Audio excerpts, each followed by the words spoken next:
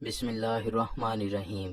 جنت کے یاقوتوں میں سے ایک یاقوت جسے حضرت آدم علیہ السلام جنت سے لے کر آئے، اور جب اللہ پاک نے انہیں بیت اللہ شریف کی تعمیر کا حکم دیا تو حضرت جبرائیل علیہ السلام کی نشاندہی پر ہی یہ پتھر بیت اللہ کے ایک گوشے میں نصب کر دیا گیا۔ حجر کے معنی پتھر جبکہ اسود، سیاہ اور کالے رنگ کو کہتے ہیں۔ نبی کریم صلی اللہ علیہ وآلہ وسلم نے فرمایا، اس حجر اسود کو اپنے عمل خیر کا گواہ بنا لو، کیونکہ یہ قیامت کے دن اللہ پاک کے دربار میں اپنے استلام کرنے والوں کی سفارش کرے گا۔ اس کی ایک زبان اور دو ہونٹ ہوں گے۔ اسی طرح ابن ماجہ کی حدیث شریف ہے کہ جو شخص حجر اسود کو ہاتھ لگائے تو گویا اس نے اللہ پاک سے مصافحہ کیا۔ اسی طرح نبی کریم نے فرمایا کہ حجر اسود اور مقام ابراہیم دو جنتی یاقوت ہیں، اگر اللہ پاک ان کی روشنی کو ختم نہ کرتا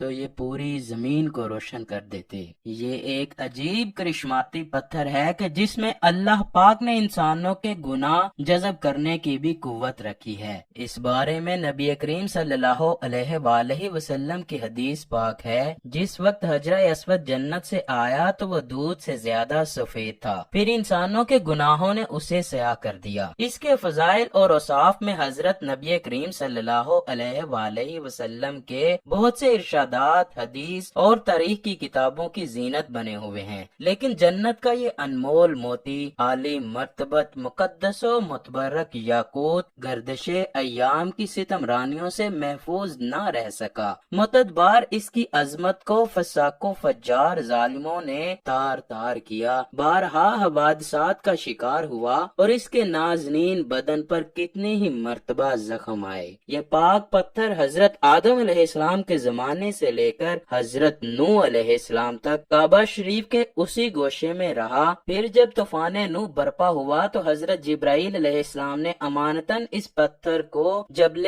ابی قیس میں رکھ دیا، جو کہ حضرت ابراہیم علیہ السلام کے زمانے تک وہاں ہی رہا۔ پھر جب اللہ پاک کے حکم سے حضرت ابراہیم علیہ السلام نے حضرت جبرائیل کی نشاندہی پر بیت اللہ کی تعمیر کی تو حضرت جبرائیل علیہ السلام نے ہی اس پتھر کو ابی قیس نامی پہاڑ سے اس پتھر کو نکالا اور حضرت ابراہیم علیہ السلام کی خدمت میں پیش کیا۔ اسی طرح پھر حجر اسود کو اسی جگہ کی زینت بنا دیا گیا جہاں وہ پہلے رونق افروز تھا۔ پھر ایک دن ایسا بھی آیا کہ اس جنتی پتھر کو چرا لیا گیا۔ واقعہ کچھ اس طرح ہے کہ ابو طاہر سلیمان اپنے والد کی وفات کے بعد اپنے بڑے بھائی و جانشین کو شکست دے کر بحرین پر قبضہ کر لیتا ہے اور ایک مشہور کرامتی سردار بن جاتا ہے۔ اس نے سب سے ذلیل کام جو تاریخ میں سیاہ ترین لکھا گیا ہے وہ یہ کیا کہ مکہ مکرمہ کی پاک زمین پر حملہ آور ہوا۔ یہ اس قدر ظالم و جابر تھا کہ یہ بھی برداشت نہیں تھا کہ مسلمان مکہ میں ہی کیوں حج ادا کرنے جاتے ہیں۔ 317 ہجری کو اس نے بحرین کی ایک بڑی فوج کے ساتھ مکہ مکرمہ پر حملہ کر دیا۔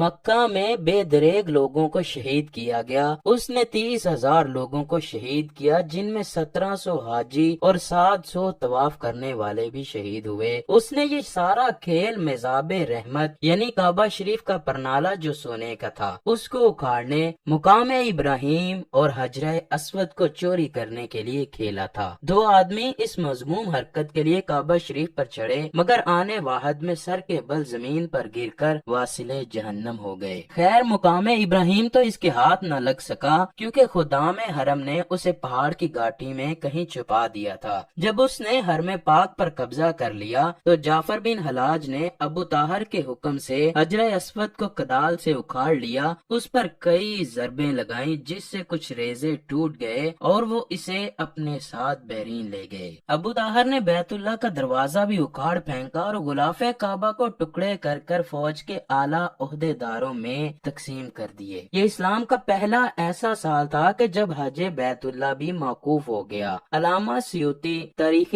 ابن خلدون، امام طبری اور امام قرطبی اور اس کے علاوہ تمام مورخین اور محدثین نے اس واقعے کو مستند روایات سے ذکر کیا ہے۔ ابو طاہر نے وہاں ایک مشہور عالیشان مکان تیار کیا اور بحرین میں لوگوں کو حج کی دعوت دینے لگا۔ وہ مکہ مکرمہ کی طرف آنے والے ہر سال حاجیوں کو اغوا کرتا اور قتل کرتا۔ اسی طرح تقریباً 22 سال تک خانہ کعبہ حجر اسود سے خالی رہا۔ اس کے بعد جا کر موزانہ طور پر اصل حجر اسود واپسی خانہ کعبہ پہنچا۔ اس کی واپسی کچھ اس طرح ہوئی کہ بنو عباس کے خلیفہ مقتدر باللہ نے بحرین کے حاکم ابو طاہر کے ساتھ معاہدہ کیا کہ 30,000 دینار میں حجر اسود خانہ کعبہ کو واپس کیا جائے۔ خیر 339 ہجری کو عباسی خلیفہ مقتدر باللہ نے اس وقت کے ایک بڑے محدث امام حضرت عبداللہ رحمت اللہ علیہ کو ایک 22 رکنی وفد کے ساتھ بحرین حجر اسود کو واپس لینے کے لیے بھیجا۔ یہ یاد رہے کہ 22 سال تک حجر اسود ظالم و فاسق ابو طاہر کے پاس بحرین میں ہی رہا۔ اب جب حضرت عبداللہ بحرین پہنچے تو بحرین کے حاکم نے یہ چال چلی کہ اصلی حجر اسود کو کہیں چھپا دیا اور نقلی پتھر کو غلاف میں لپیٹ کر پیش کر دیا۔ حضرت عبداللہ نے اس پتھر کو پانی میں ڈبویا اور فرمایا کہ یہ حجر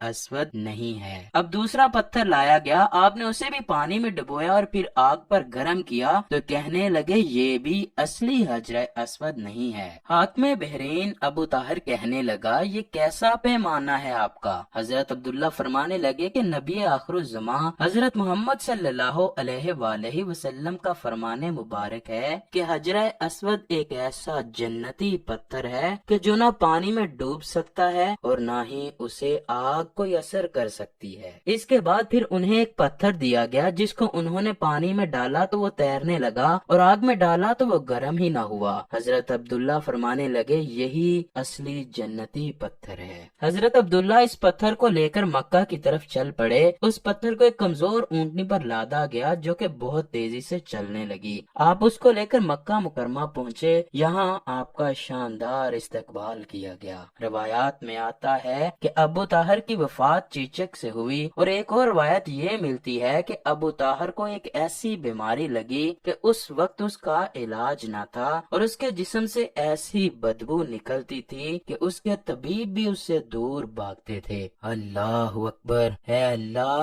میرے اور اس ویڈیو کے سب دیکھنے والوں کے گناہوں پر پردہ پوشی کرتے ہوئے ہمیں کم سے کم ایک دفعہ حجر اسود کو بوسہ لینے کی سعادت نصیب فرما دے۔ جو ایک دفعہ بوسہ لے چکے انہیں بار بار اپنے در کی حاضری نصیب فرمانا۔